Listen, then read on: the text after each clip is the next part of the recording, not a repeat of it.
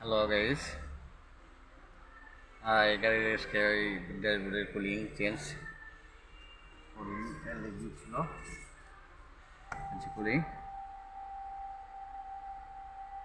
এটা পুরাতনটা, এটা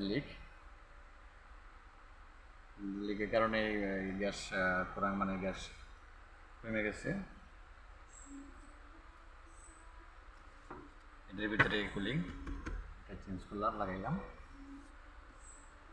ড্যাশবোর্ড লাগাবো। এটা হচ্ছে হলো এই এই ফ্যান, এর ভিতরে ফ্যান থেকে এটা বাতাসে ওই কুলিং থেকে ওই ঠান্ডা বেরোয় আর কি। কিন্তু এই কুলিং লাগাইতে অনেক ঝামেলা, বিশাল ঝামেলা, কারণ সবই খুলে ফেলতে হয়। স্টারিং যা আছে, ড্যাশবোর্ড, সামনে যে ড্যাশবোর্ড আছে সব কিছু খোলা লাগে।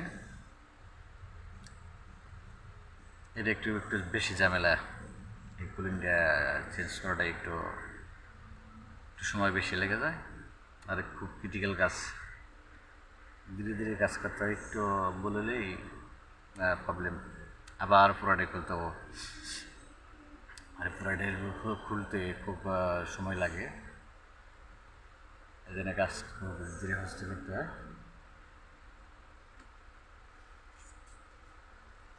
কুলিংয়েই সমস্যা ছিল, লিকিংয়ে দেখেনি লিক,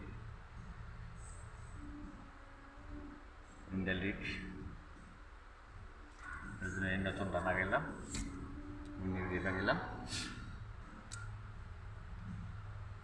এই দেশেরা থাকে দেখাই দেওয়াই দেয়, না বললে বুঝলে বুঝলেই দেয়, সমস্যা নেই।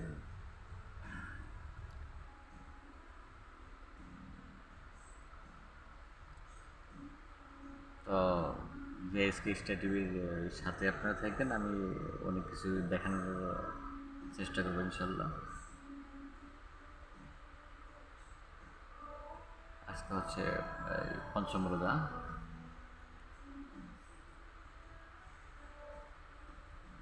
ইনশাল্লাহ রোজা রাখি, আল্লাহ পাকে রাখায়।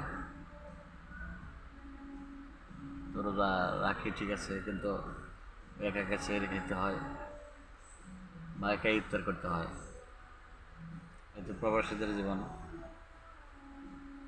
একাই ইফতার করতে হয়, একাই ছেড়ে খেতে হয়। আদার্স আমার সাথে আর কেউ থাকে না, তো আমি একাই এক রুমে থাকি, একাই।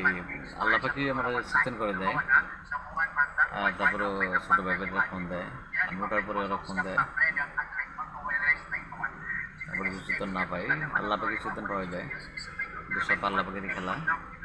কারণ আমি তো থাকি একা, আমি কে ডাক দিব?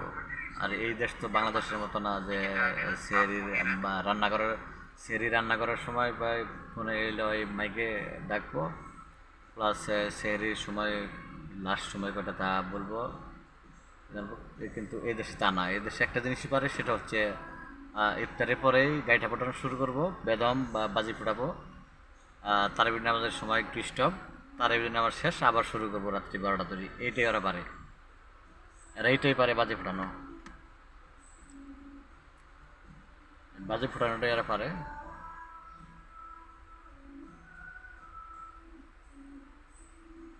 তো সবাই ভালো থাকেন, আশা করি সবাই যে এসকে স্টেট টিভির পক্ষে সাথে থাকবেন।